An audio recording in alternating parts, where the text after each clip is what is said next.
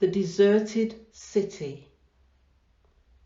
How lonely sits the city that once was full of people. How like a widow she has become, she that was great among the nations, she that was a princess has become a vassal. Jeremiah the prophet writes these words in his song of sorrow at Jerusalem's destruction and fall by Babylon in 586 BC. The nation of Judah had been utterly defeated and their people killed, tortured and taken captive. Jeremiah the weeping prophet laments deeply over his country Judah and Jerusalem, the capital and city of God. His salty tears flowed from a broken heart because he knew that the selfishness and sinfulness of his people would bring them much suffering and an extended exile. His tears, no doubt, were tears of empathy and sympathy. His heart was broken with those things that break God's heart. If you have not already guessed, the photograph you see is a photograph of Central Library, St. Peter's Square, Manchester, taken by Lucy Smith, a photographer, in April 2020. I will use a number of Lucy's photographs depicting our city that was once full of people, but now, 7 weeks into national lockdown, sits lonely. With a population of just over 2.8 million, Manchester is the third largest and busiest city in the UK. It is the third most visited city by foreign visitors after London and Edinburgh, and the home of two top football clubs in the country who between them have won more English domestic trophies than any other. Yet what is success? Is it achieving goals, acquiring prestige or wealth and power? Shortly before Judah's destruction and the nation's exile, it enjoyed a period of great prosperity. Judah's territory was enlarged and there seemed to be no shortage of money for grand new building projects. But with King Josiah dead and his reforms replaced with foreign religious and pagan influences, the stage was set for significant change in Jerusalem's history and the destruction of its temple. How lonely sits the city that once was full of people. How like a widow she has become, she that was great among the nations, she that was a princess has become a vassal.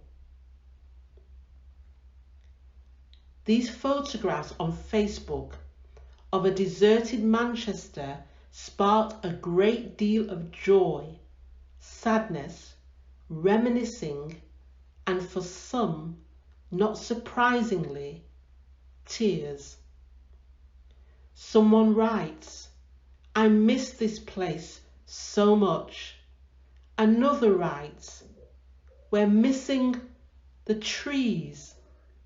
Another writes, "Stunning shot, nature taken back and time to stand and stare." Jeremiah's song of sorrow reads, I have cried until the tears no longer come.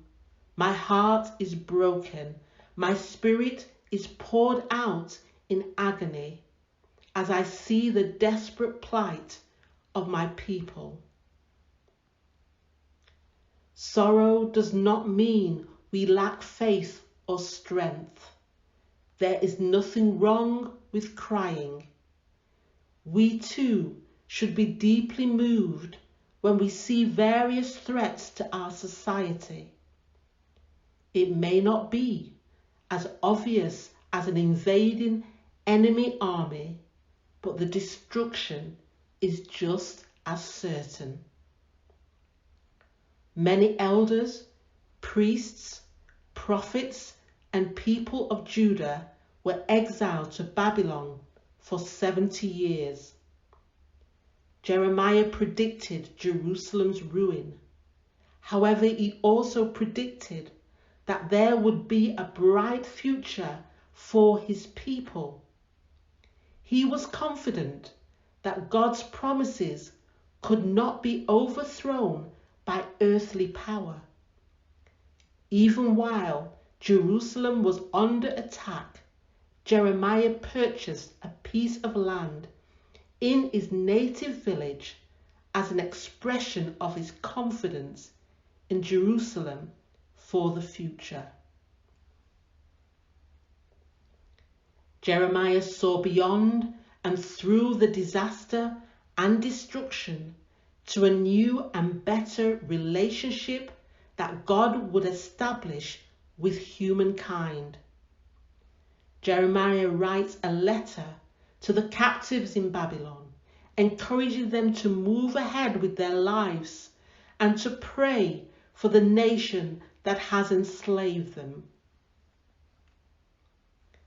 and work for the peace and the prosperity of the city where I sent you into exile. Pray to the Lord for it, for its welfare will determine your welfare. Hope, life cannot grind to a halt during troubled times. On Sunday, our Prime Minister outlined the roadmap to reopening society and our cities between now and July 2020. This evil pandemic has caused immense suffering and a tragic death toll. In distressing times, when we are rightly scared for our health, families, communities, and livelihoods, we must still adjust and keep moving. We are limited to what we can do to combat this threat.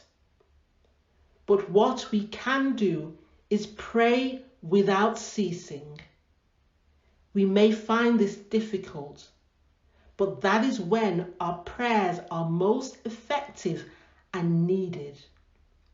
Cities are places where culture is formed, and therefore they have always been an important role in the purposes of God. When we enter troubled times or sudden change, pray diligently so the river of influence will transform our city and so transform our culture. Like Jeremiah, never give up because of cascading fears and uncertainty. Current events have made me and others dwell on this popular saying, "This too shall pass." I googled it to find out where the phrase came from, and I got mixed results. It does seem, however, to have originated as a Persian proverb invented by wise men for an Eastern monarch. The proverb was to be a sentence forever in view, and which should be true and appropriate in all times and situations. The wise men presented these words to the Eastern monarch, and I say it to you today, and this too shall pass away. Lord, thank you for the power of your presence in our city. May we all at this time in history be a source of encouragement and blessing to our community and the world. Amen.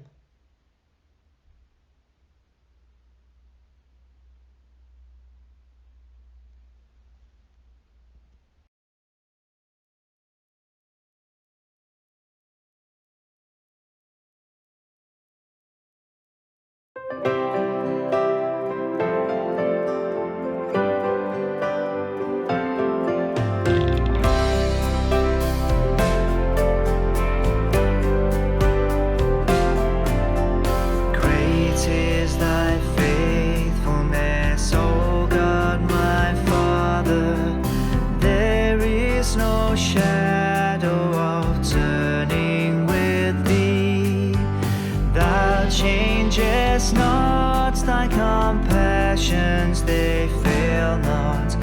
As thou hast been, thou forever wilt be. Great is thy faithfulness, great is thy faithfulness. Morning by morning new mercies I see.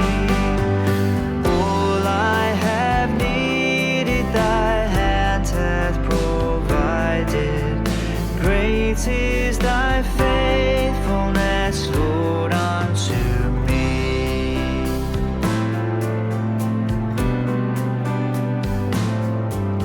Summer and winter and springtime and harvest, sun, moon, and stars in their courses above, join with all nature in manifold witness to thy great faithfulness, mercy, and love.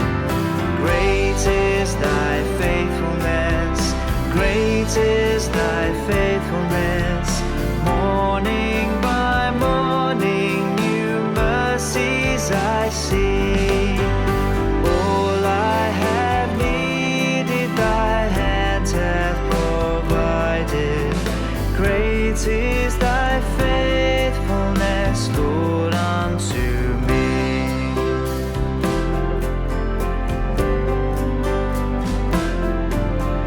Pardon for sin and a peace that endureth, thy own dear presence to cheer and to guide.